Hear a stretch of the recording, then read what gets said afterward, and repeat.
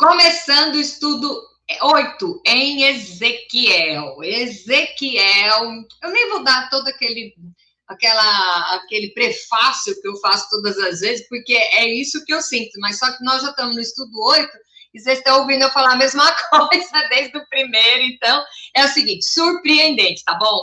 Vamos lá. O estudo de hoje, nós vamos falar 2 capítulos do Ezequiel, 19 e o 20. E como eu procurei o texto que eu vou trabalhar aqui, é com a Bíblia na linguagem de hoje, tá? Quando eu vejo que o texto assim tá meio complicado para qualquer um entender, eu coloco na linguagem de hoje, que é mais fácil, fica mais fácil de explicar os detalhes, tá? Então, embora eu use a Bíblia Ara, que é revista e atualizada, nós vamos falar hoje na linguagem de hoje, tá? Então, o que acontece? Nós já vimos que Ezequiel, assim, não tem conversinha. O livro não é assim, aí ele foi para tomar um suco. Não tem isso. E Deus falou isso, aí acaba ele começa. E Deus me chamou e falou isso, então os tópicos são bem específicos do que não tem história. É bem só as profecias mesmo. Só lembrando que profecia não é cartomante gospel. A profecia é a palavra de Deus sendo falada. Tanto que tem gente até, eu não chego a esse ponto, mas tem gente até que acha que não existe mais profecia hoje, porque nós temos a Bíblia para consultar. Eu já não concordo muito com isso. Eu acredito que tem muitos lugares que Deus levanta profetas mesmo. Mas o profeta levanta para falar, Deus levanta o profeta para falar o quê? Sempre normas de conduta para o povo. Então, Deus fala uma repreensão e ele mostra o caminho e dá o escape. Então, muito legal é que toda a dura que Deus dá na gente é junto com o escape, tá? Você sempre tem a opção. E nós vamos ver isso aqui de montão. E nós vamos falar o capítulo 20, é muito interessante, que eu nem esperava encontrar esse texto tão, assim, esmigalhado aqui, é um texto lá do Êxodo, e que está esmigalhadíssimo aqui no Ezequiel, tá? Mas vamos começar com a primeira pergunta, que ele fala assim, né? A primeira pergunta vai dizer qual é o significado desta parábola. Vamos só lembrando, parábola o quê? É uma história que não aconteceu, tá? Quando eu estudei, lá no século XVIII, eu aprendi na escola o seguinte: história é fictício. História com H é fato. Eu fui alfabetizada assim e cresci ouvindo isso. Hoje, já aboliram a história. Tudo é história. E eu tenho uma cliente que ela é professora de português e agora ela está aqui, ela dá aula de inglês, e eu fui perguntar para ela: por que mudou? Era assim. Ela falou: olha, Kátia, era, mas faz muito tempo. Aí eu já me senti jurássica, né? E ela disse o quê? Que é para facilitar. Porque existem, é muito comum o pessoal confundir, botar H onde não é, não sei o quê. Então, pega, o que eles fazem? Eles aboliram a regra. Então, agora tudo é história, tá? Então, era assim, histórias infantis é uma coisa, a história do Brasil é outra. Mas vamos falar sobre história. Se você quer botar o H antes ou o E, aí fica a seu critério, self-service. Você faz do jeito que você quiser. Então, nós vamos lá. A parábola, então, é uma história.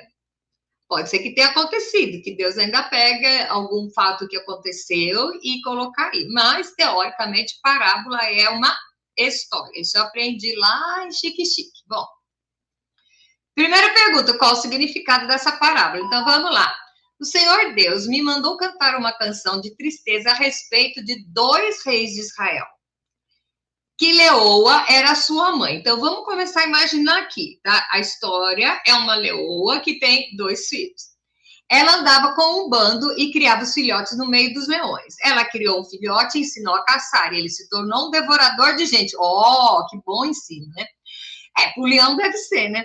As nações ouviram falar dele e o apanharam numa cova, puseram uma argola no nariz e o arrastaram para o Egito. A leoa, que viu as suas esperanças estavam perdidas, criou outro filhote. Ele se tornou um leão feroz. Quando estava crescido, andava com os outros leões, aprendeu a caçar e se tornou devorador de gente. A mesma coisa do primeiro. Destruiu fortalezas, arrasou as cidades. Cada vez que ele rugia, o povo da sua terra tremia de medo. E os povos se reuniram para combatê-lo. Veio gente de todos os lados, estenderam suas redes de caça e o pegaram na armadilha. Puseram uma argola no nariz dele e puxaram para dentro de uma gaiola. Então o levaram para o rei da Babilônia. Eles o deixaram preso para que nunca mais se ouvisse o rugido seu rugido nos montes de Israel. Aqui está falando do quê? Do quê? Do povo judeu, o povo de Israel, que rugia, que era, né, que arrazoava, e, no entanto, foi levado preso. O leão mais velho e depois o leão mais novo. Aí nós vemos as 12 tribos de Israel que foram levadas, 12 tribos para um lugar, 10 tribos para um lugar, 2 tribos para o outro, tá bom? Então aqui, e é meio fácil você entender, porque menciona que foram levados para a Babilônia, tá? Então vamos lá. Aí contou essa parábola, aí vem a segunda. Israelitas, a mãe de vocês era como uma parreira é pé de uva, tá? Plantada perto do ribeirão. Ela estava cheia de galhos e produzia muitas uvas porque havia bastante água. Os seus galhos eram fortes, cresceram até se tornarem cetros reais. A parreira cresceu tanto que os seus galhos chegaram até as nuvens. Todos viram como era alta e cheia de galhos. Porém, mãos furiosas a arrancaram pela raiz e a jogaram no chão. O vento leste secou as suas uvas. Os seus galhos foram quebrados, eles secaram e foram queimados. Agora, a parreira está plantada no deserto, numa terra seca e sem água. O seu tronco pegou fogo, o fogo destruiu os seus galhos e as uvas. Os seus galhos nunca mais serão fortes, nunca mais serão cetros reais. Esta é uma canção de tristeza que tem sido cantada muitas vezes. Também está falando do cativeiro. Importante a gente notar isso, Deus falando isso aqui, porque depois ele vai contar por que ele permitiu que o povo fosse cativo. Porque o povo de Israel, nós sabemos que foi escolhido, Deus lá deu na cachola de Deus, ele resolveu chamar Abraão, vou fazer um povo de você.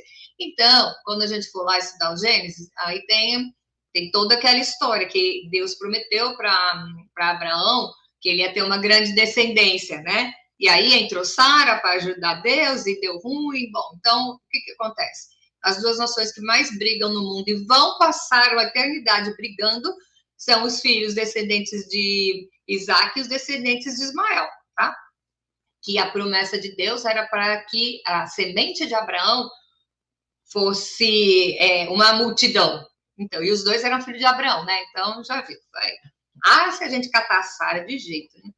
Só que aí o povo, então, o povo judeu até hoje, ele se orgulha de ser o povo escolhido.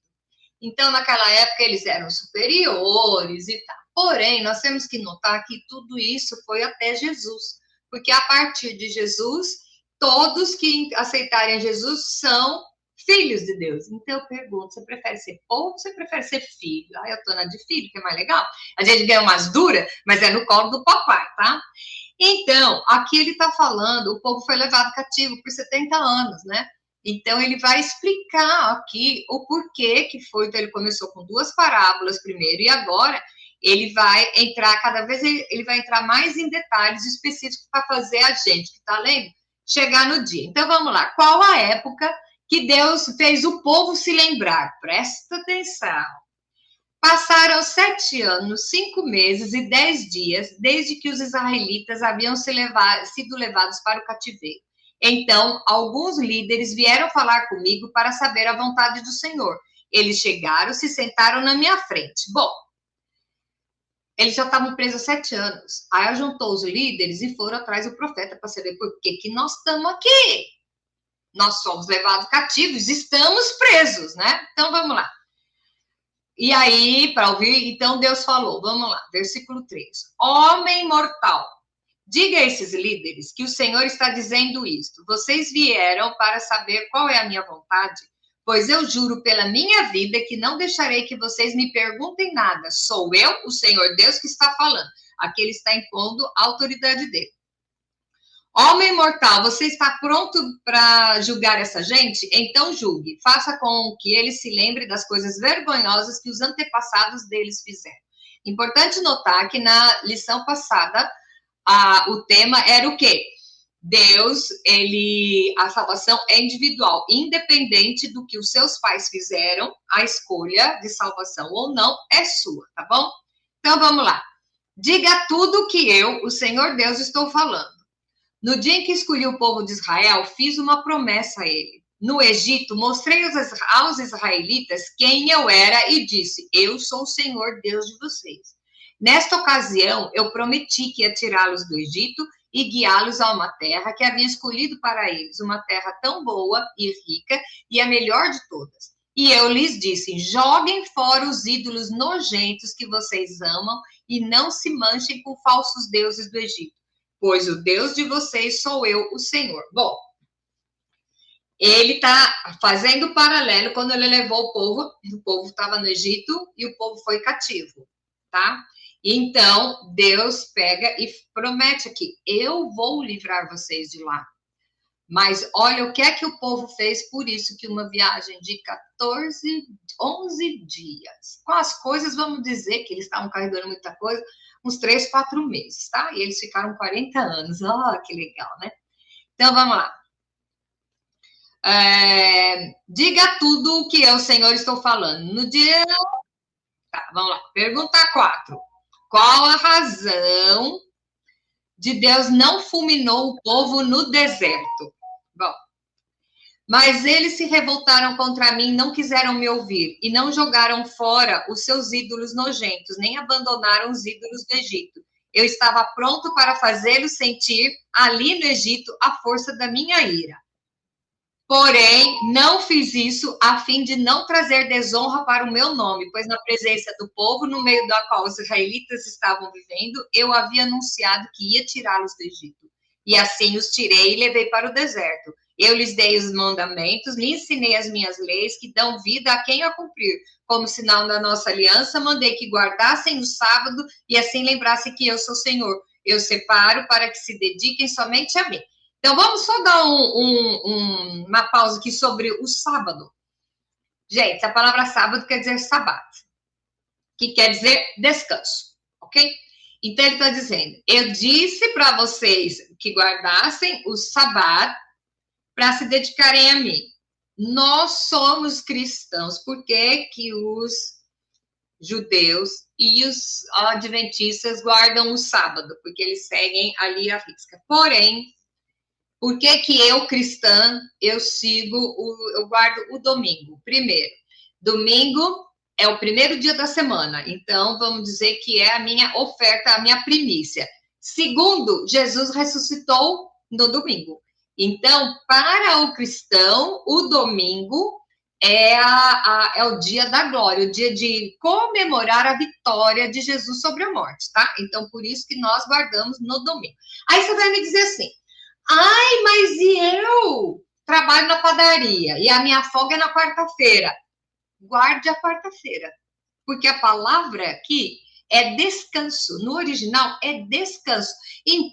Então quer dizer que você pode, se todo mundo resolver ser adventista ou judeu, hospital é fechado, padaria é fechado, táxi é fechado, tudo é fechado, tá? E se você morrer?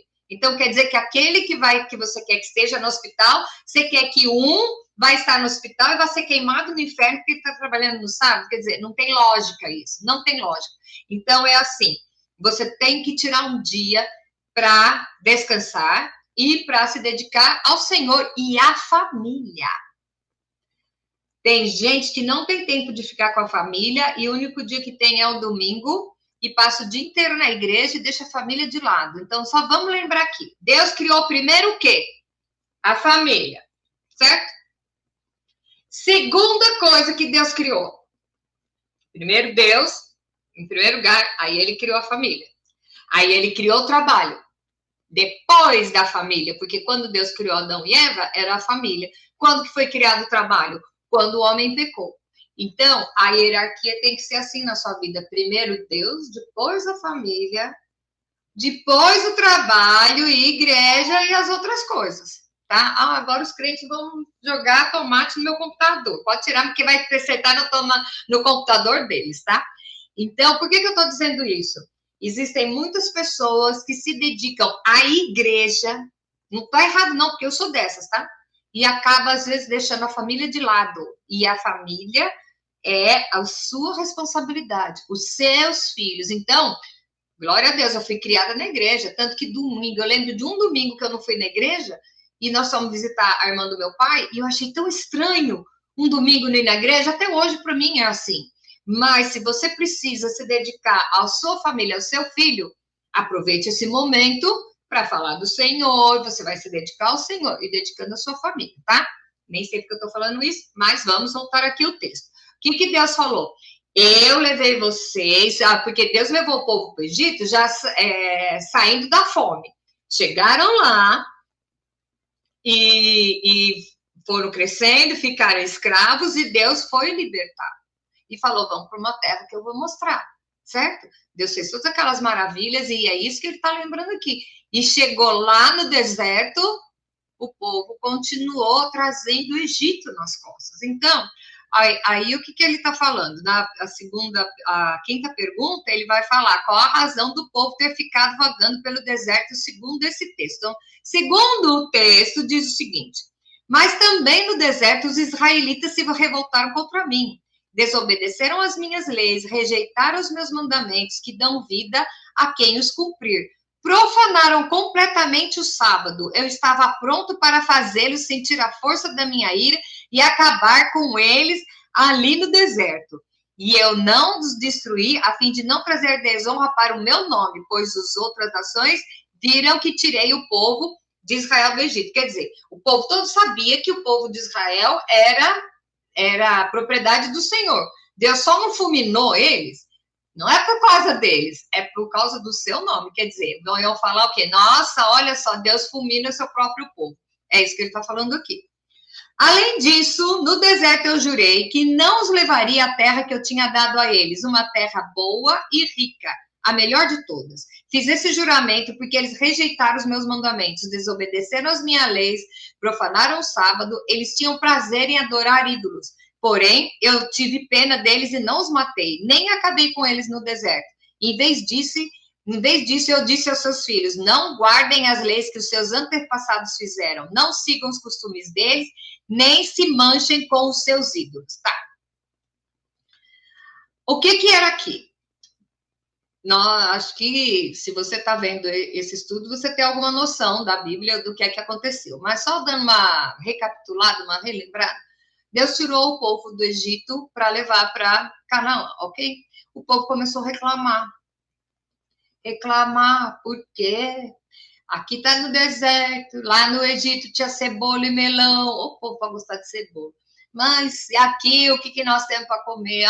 Porque lá a gente tinha casa tranquila. Você era escravo lá e você está reclamando.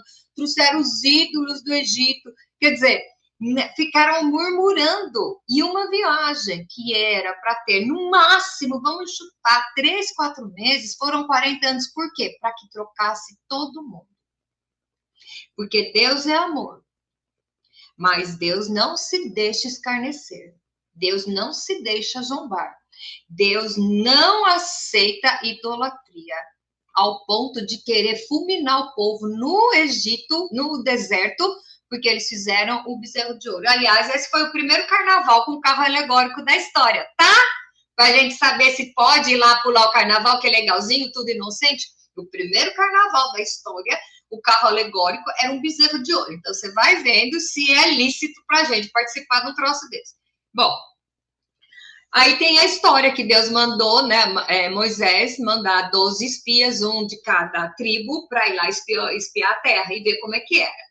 Desses 12 príncipes, que era um de cada tribo, 10 vieram dizendo, lá tem gigantes, nós parecemos gafanhotos na mão deles e não sei o quê. Eles eram príncipes, estavam se achando gafanhotos, vai ver. Identidade zero. E aí, Josué e Caleb voltaram falando, nossa terra é boa, tem um cacho de uva que precisa de 2 homens com um pau no meio para carregar, porque lá é bom, maravilhoso. Eles viram de um outro prisma. O que aconteceu? Só esses 2 entraram na terra. Então, por que levou 40 anos? Para que trocasse todo mundo. todos os que murmuraram no deserto ficaram no deserto. Então vamos parar aqui. Aonde que eu tô? Será que eu tô murmurando? Será que eu tô numa terra estranha? Será que eu tô num trabalho estranho? Será que eu tô rodeado de algumas pessoas e eu tô murmurando? O tempo que você vai ficar no deserto vai depender de como você estiver no deserto. Se você estiver no deserto achando que tudo acabou, mas que Deus vai cuidar de você, vai passar rapidinho. Enquanto você achar que você é que nem a hiena, ó dia, ó mês, ó ano, ó azar, você vai ficar rodando no deserto. Porque Deus tinha para o povo a terra prometida. Ele tinha Canaã para levar o povo. E o povo reclamou, tá? E o que mais ofendeu Deus aqui é a idolatria. Tanto que ele não para de falar nisso. Vamos lá.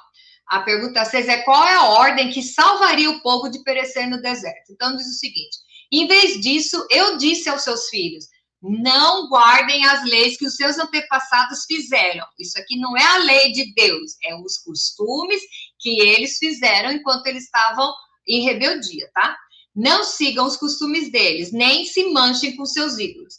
Eu sou o Senhor, o Deus de vocês. Obedeçam às minhas leis e aos meus mandamentos. Façam do sábado dia sagrado, de modo que seja um sinal da aliança que fizemos. O sábado fará com que eles lembrem que eu sou o Senhor, o Deus de vocês, tá? E aí Deus derramou furor contra o povo. Como? Mas esses filhos também se revoltaram contra mim, desobedeceram às minhas leis e não guardaram os meus mandamentos, que dão vida a quem os cumprir. Eles profanaram o sábado. Eu estava pronto para fazê-los sentir a força da minha ira, matando todos ali no deserto. Porém, não os destruí, a fim de não trazer desonra para o meu nome entre as nações que me viram tirar o povo de Israel do Egito. Então, eu fiz um novo juramento no deserto. Jurei que ia espalhar os israelitas pelo mundo inteiro. Fiz isso porque rejeitaram os meus mandamentos, desobedeceram as minhas leis, profanaram o sábado, adoraram os mesmos ídolos que os seus antepassados tinham servido. Então, lhes dei leis, e mandamentos que não produzem vida. Deixei que eles se tornassem impuros, trazendo as suas próprias ofertas. Deixei que matassem os seus filhos mais velhos, oferecendo sacrifício. E isso aconteceu para que ficassem cheios de medo, para mostrar que eu sou o Senhor. De Deus não se zomba, tá? E aqui, a pergunta 8, aqui ele vai começar a descrever. Isso aqui é tudo o que ele está falando, tudo o que os líderes de Israel foram lá perguntar por que ele estava 7 anos no castigo, tá?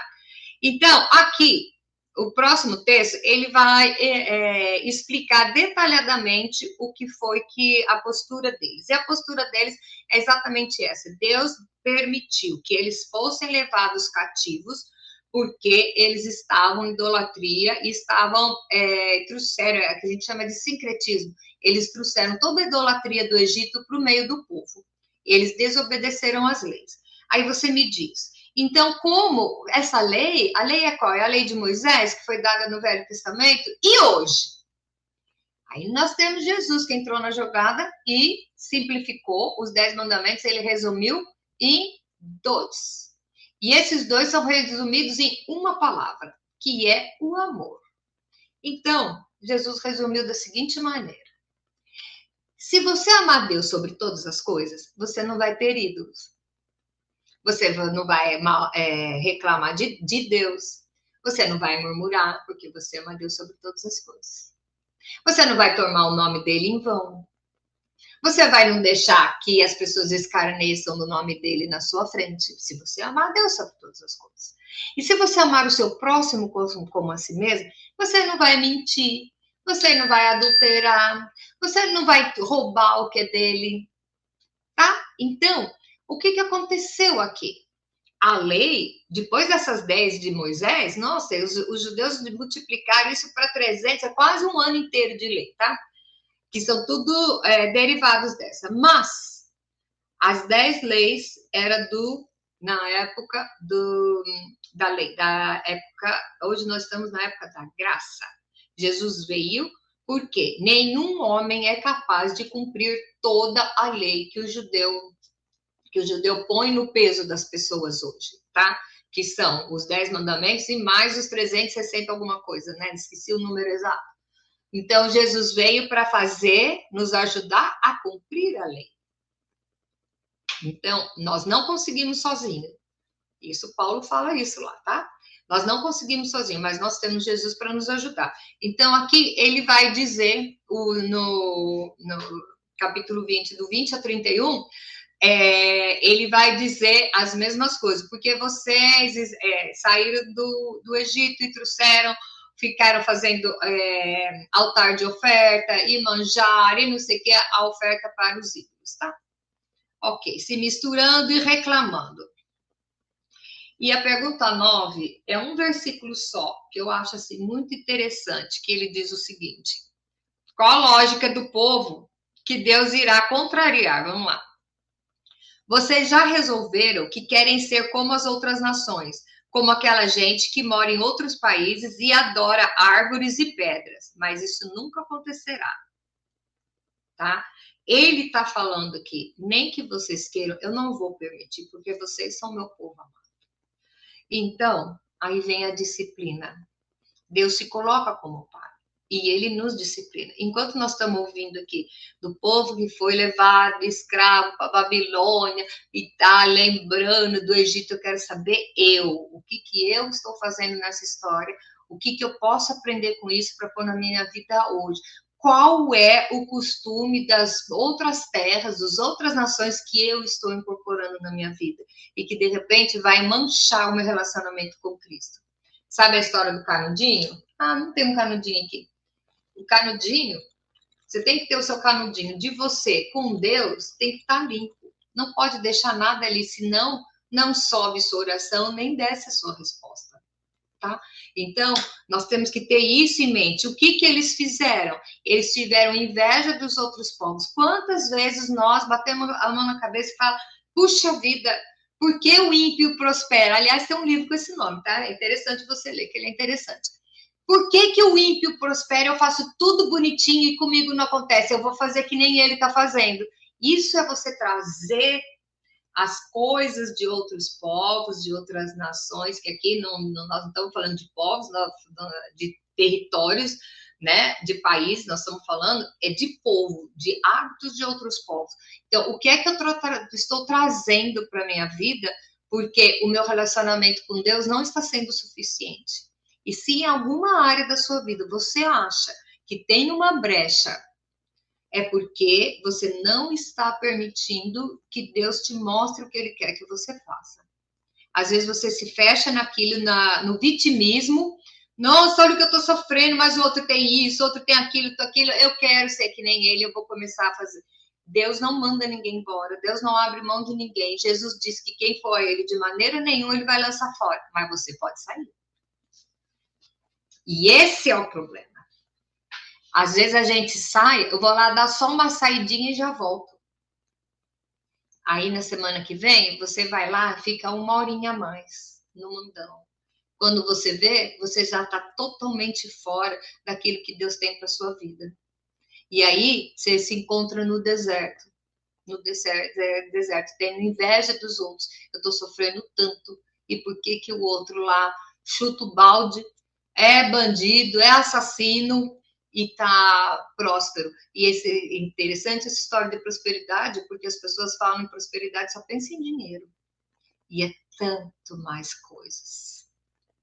Uma vida plena é você deitar a cabeça no travesseiro e descansar, saber que Deus vai resolver os seus problemas. Mesmo que você tenha o suficiente só para almoçar e jantar. O que é prosperidade? É uma pessoa que começa tudo que ele vai fazer dar certo. E isso é muito mais além do que dinheiro. Mas esse mundo gira de uma maneira que a gente pensa só em dinheiro. Eu estou dizendo que você não tem que trabalhar? Claro que não, gente. Eu trabalho até 11h30 da noite. Tá? Eu tenho das clientes que eu não saio do trabalho, então você imagina, né? Então, não tem nada a ver.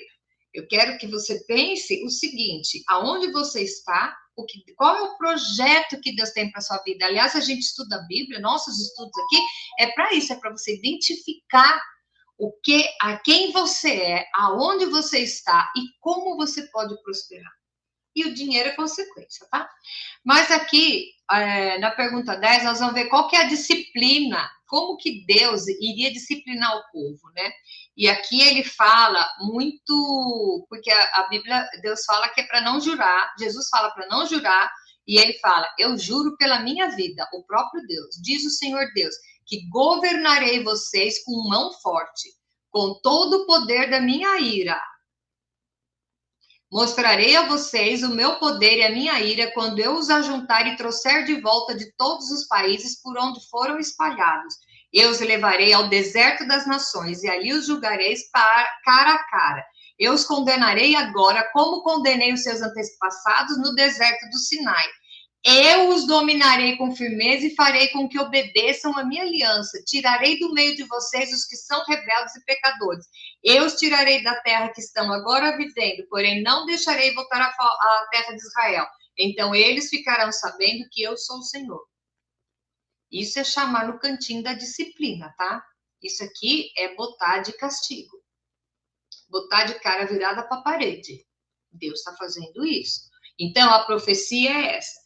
Deus fala aonde nós estamos errando, ele fala qual seria a consequência lógica e depois ele vai dar o escape, tá?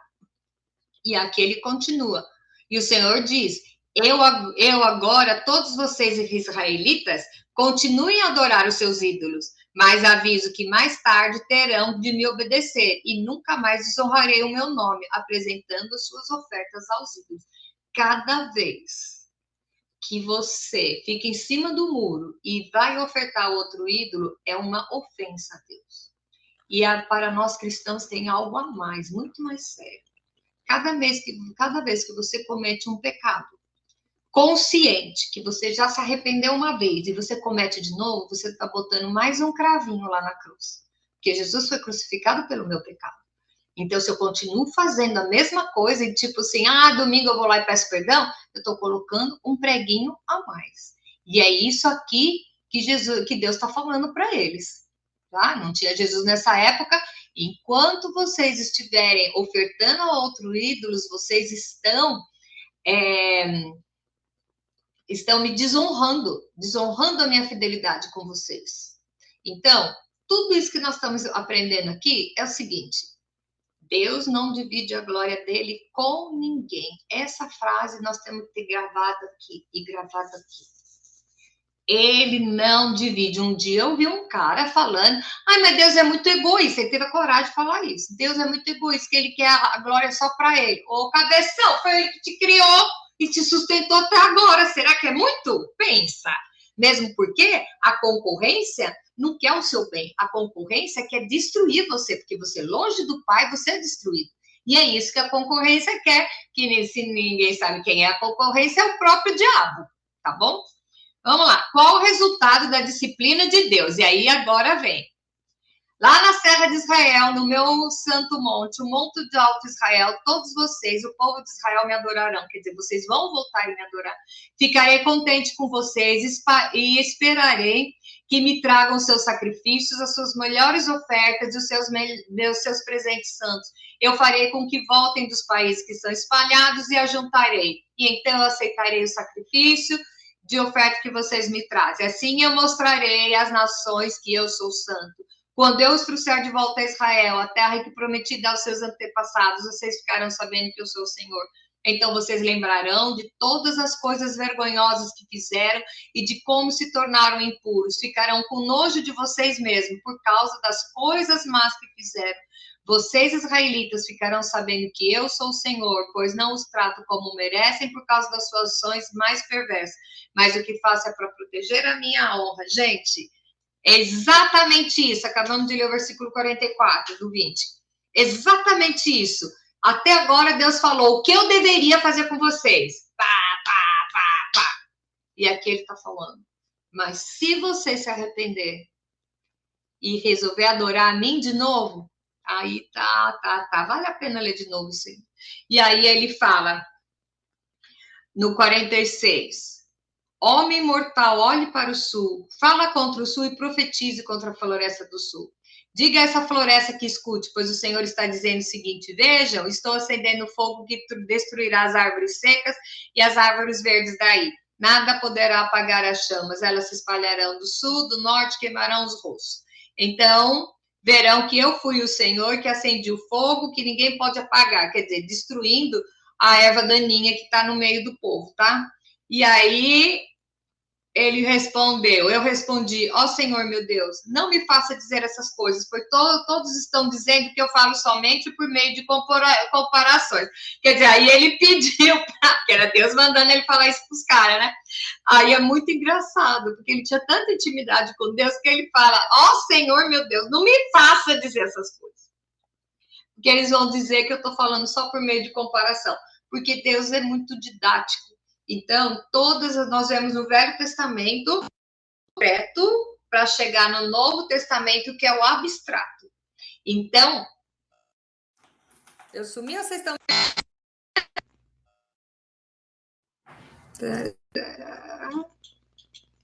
Esbarrei aqui. Vamos lá. Então, o que acontece aqui? Ele pega e ele vai dando esses exemplos. Então, o que você tem que olhar aqui? Para o que Deus falou. O que Deus deu dura? Por que o povo foi levado cativo? Foi levado cativo porque estava prostituindo, vamos dizer, contaminando o altar do Senhor, dividindo a adoração com os outros. Isso aconteceu, por isso que eles foram 70 anos lá. E agora ele faz lembrar o povo no deserto. Por que o povo ficou 40 anos no deserto? Porque se misturaram e foram se corrompendo. Então, para tudo isso aí, esquece tudo que eu falei e agora nós vamos perguntar, e eu? O que é que eu estou fazendo que está deixando o altar do Senhor impuro? Qual o meu hábitozinho, o meu costumezinho, aquela coisinha que a gente põe tudo no diminutivo, quando a coisa é grande, para amenizar, a gente põe no diminutivo, meu pecadinho, né? Não existe pecadinho e pecadão. Aonde você está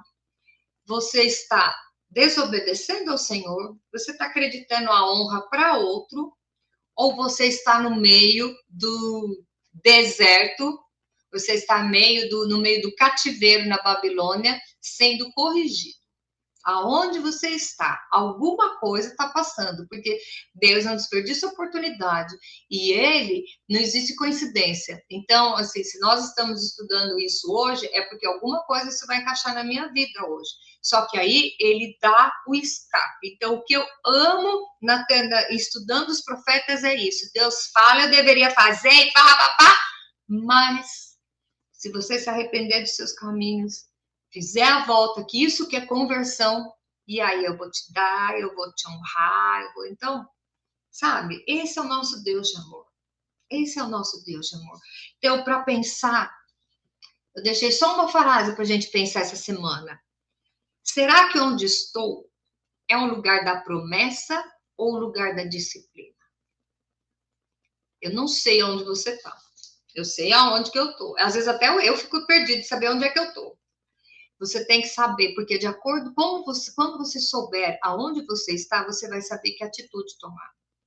Então, às vezes, você está no deserto, sendo cuidado por Deus, recebendo um manazinho do céu e reclamando dos melões lá, né? Só que a viagem era para ser pouco tempo, era para você usufruir, e você não chegou lá porque você começou a murmurar.